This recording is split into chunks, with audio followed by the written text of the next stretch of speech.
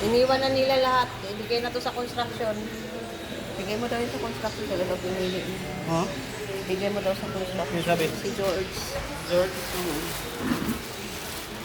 Yan mga relo, oh. Kaso lang mga damage siya.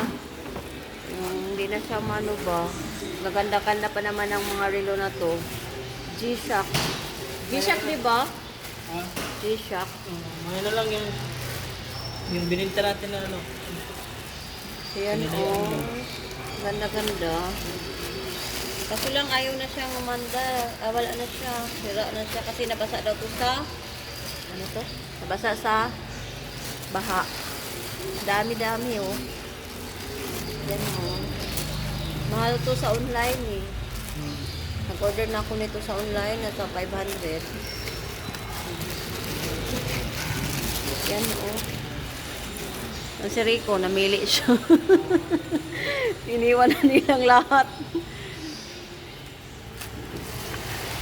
May mga gold to kagabi. Kaso lang, wala na. Bininta ni Rico kanina, 10 pisong kilo.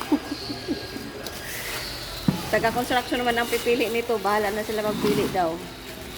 Bigay na to ni Rico sa construction. Ang gaganda pa naman, no. So, ayaw nang umandar, eh. Merong mga number. Kaso lang, aywan ko.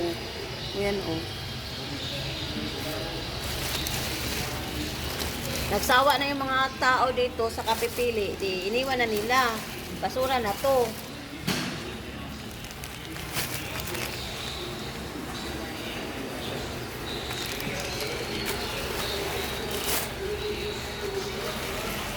Yan, oh, marami pa.